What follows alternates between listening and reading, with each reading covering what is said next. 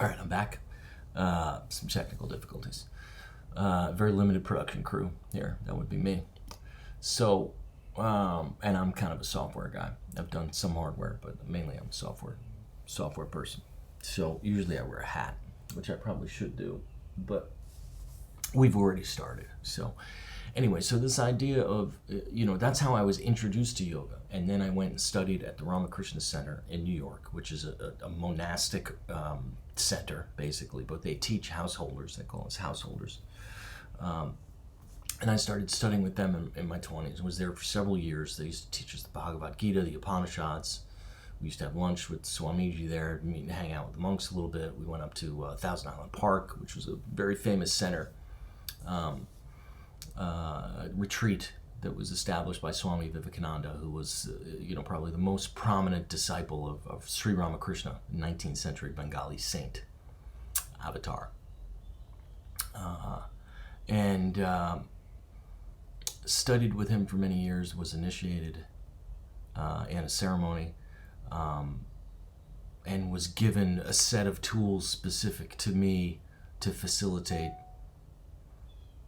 whatever energy I was brought in to bring into the world, right? More or less.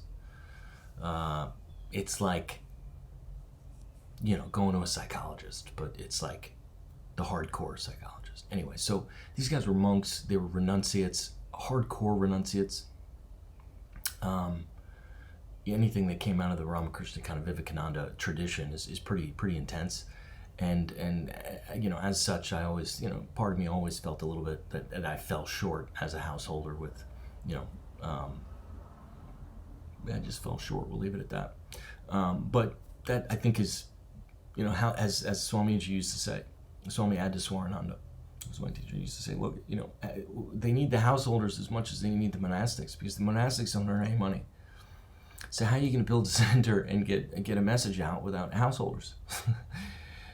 So like there's this symbiotic relationship between the monastics and the householders that I think is you can see it actually in the life of Ramakrishna himself. If you read about he had monastic teachings and he had householder teachings, and a lot of interpretation of his teachings hinges upon this sort of subtle but important distinction. What he's teaching householders is not the same thing that he's teaching monastics, for good reason, because monastics need to renounce, and their spiritual future depends upon their skill and diligence with which they renounce the world.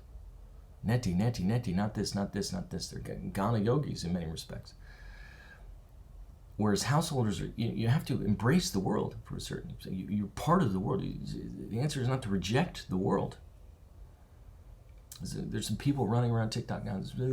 Give away everything. Come join me in the 5D reality. No, we still need a properly functioning society. Okay? People need to recognize this. We have a responsibility to maintain and preserve what we have been given and to properly hand it down to the generations that are coming after us. And that includes the resources themselves of the planet, but it also includes the social and political and economic structures such that these people that are coming after us, our children, our children's children, they have a place where they can thrive and be free. And that's part of what we're, part of why I'm here talking to you. Just don't throw the, just like you did with religion now. You want to throw the baby out with the bathwater. No, you have to extract certain ideas from it.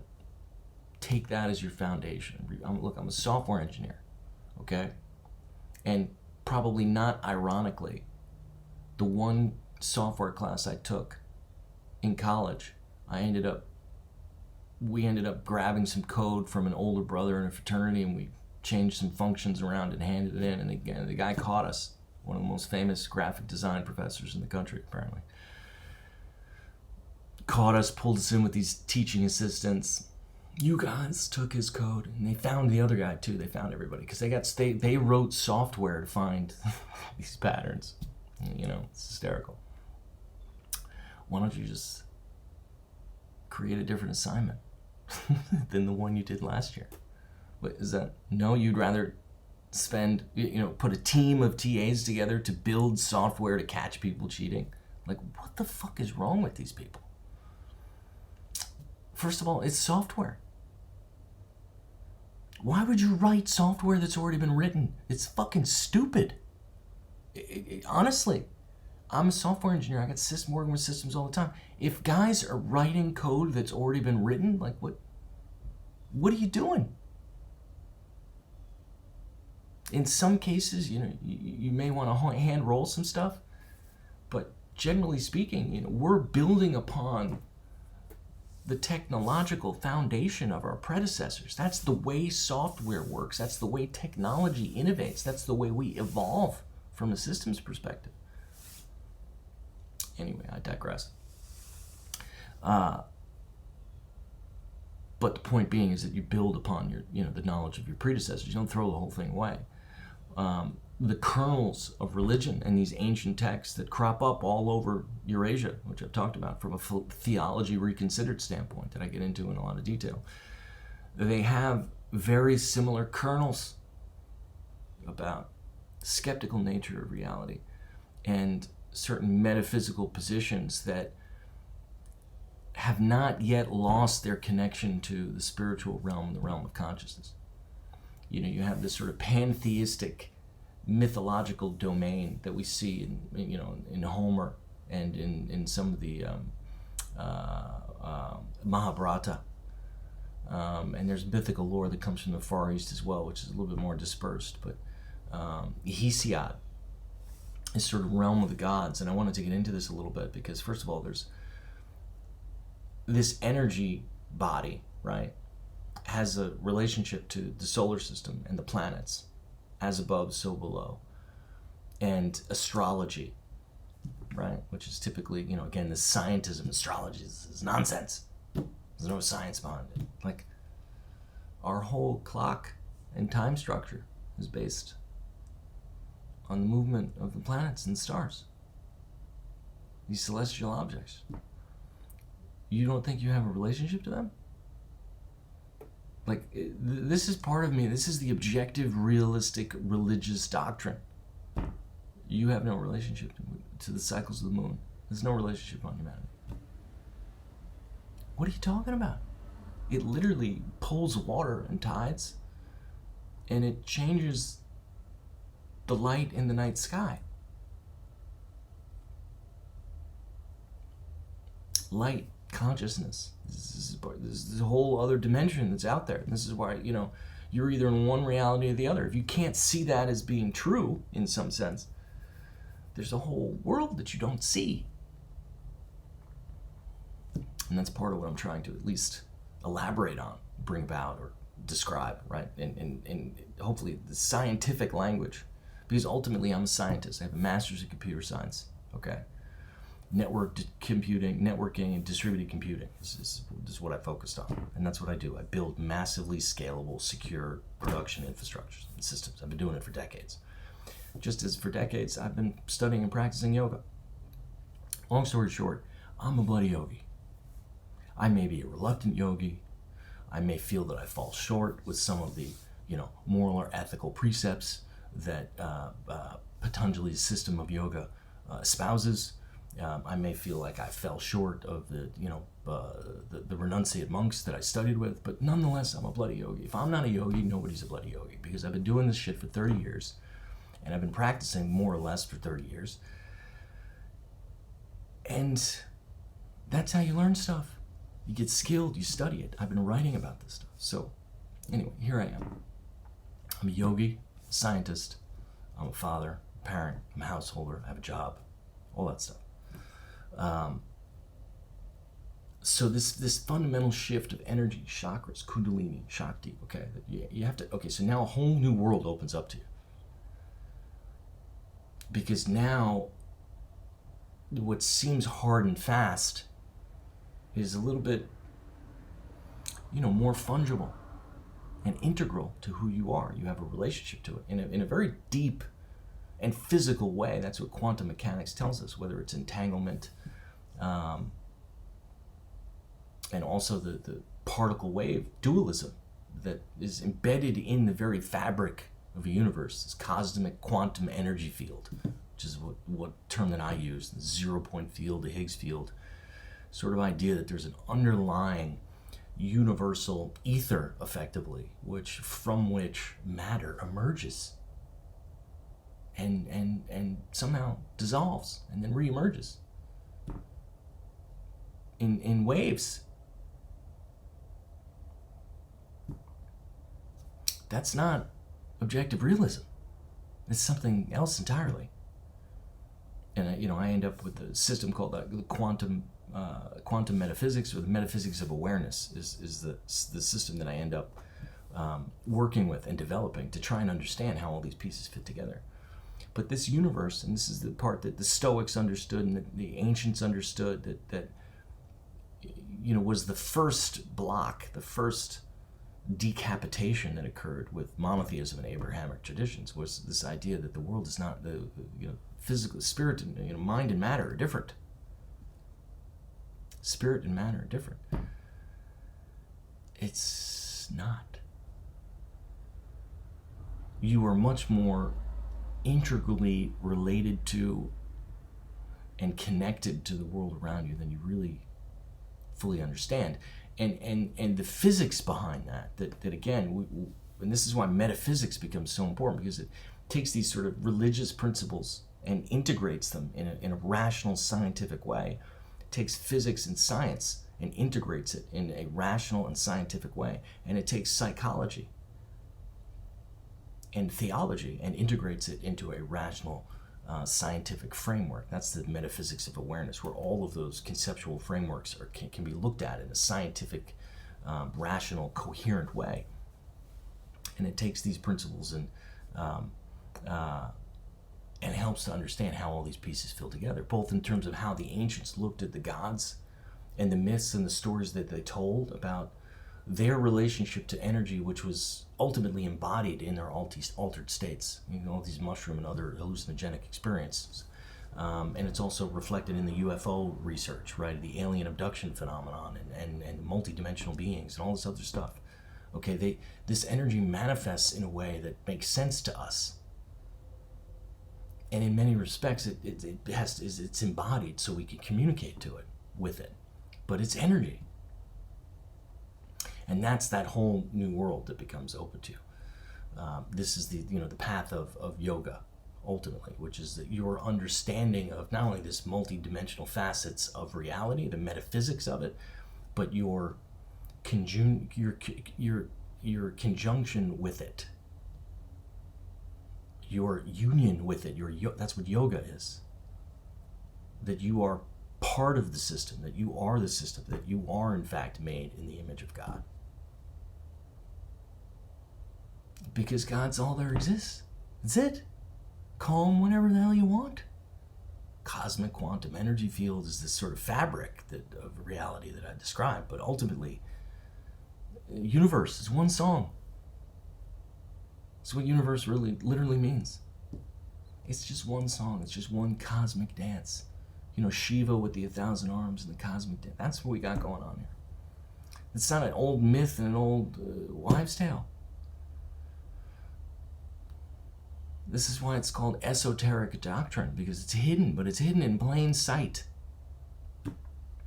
You just got to be able to step back and appreciate it, and you have to make this leap, this intellectual leap of understanding.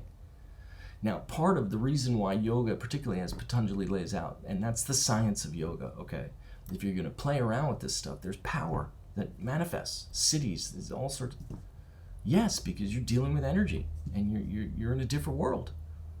And one of the reasons it was hidden, one of the reasons why they require a teacher, is because when unleashing this power, it needs to be used responsibly.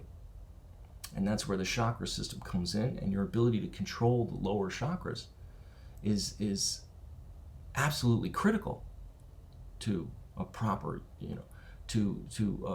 for a yogi or a yogini. The inability to do that may drive you mad. It's not only for the well-being of society, it's for the well-being of you. You got to be able to control your inputs at the lower centers, the lower chakra centers. That stuff has to be transmuted in a certain sense, in a very real sense, such that you can maintain that position of higher vibrational energy, and your powers can be used for good and not for darkness. Okay, that's one of the reasons why these traditions are all hidden. And this transmutation idea, particularly of the sexual energies, which is a manifestation of this kundalini in the lower chakra, the physical realm, how we create life. This transmutation idea is also integral to understanding kundalini and shakti energy that powers your embodied form. So there's an intellectual understanding of this, but there's also a control element to it, and this is what yogis do. Yogis are trained to do effectively, more or less. You can be bad at it, but you got to be able to control this energy. That's what you're manipulating in meditation. And I'm going to say one thing about meditation. I'm going to wrap up. So part of this shift that you take, okay, from the physical to the metaphysical from a philosophical standpoint, but ultimately it's this energetic understanding of reality as energy and as beings of light, and this sort of idea of the holographic universe, which explains a lot of different phenomena, particularly physics.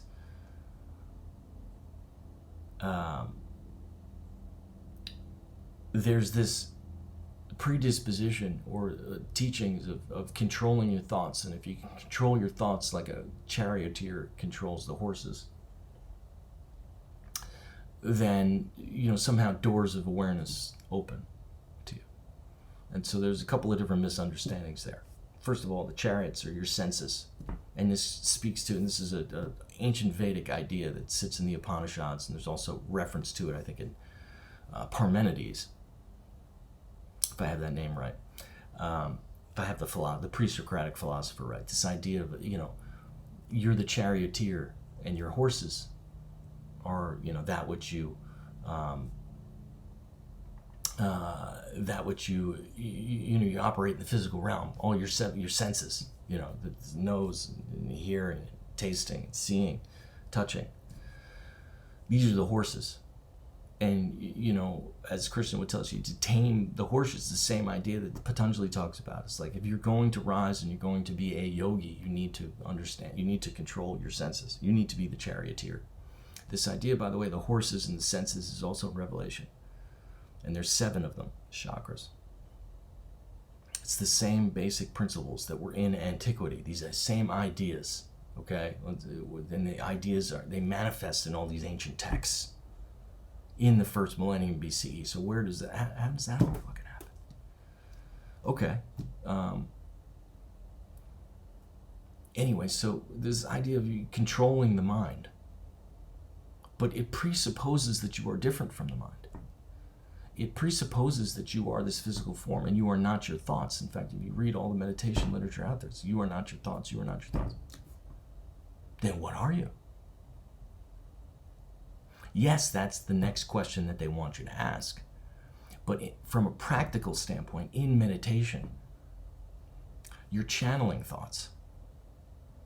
You're in an energy field that is thought. That is what we exist in. The cosmic quantum energy field is alive, and it thinks and it feels. This is what the Stoics knew, what the Christians discarded, because the idea was mind-blowing. Not only that this is the field within you which you exist, but that you can tap into it. And again, you're like an energy reactor. And if you can tap into it and open these other realms of being, you become God. Talk about blasphemy. Jesus was killed for that.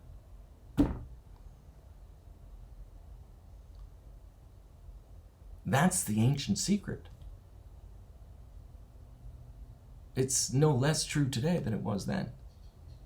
Probably no less blasphemous today, except people just reject it because you can't prove that you exist after death. Nobody comes back from death.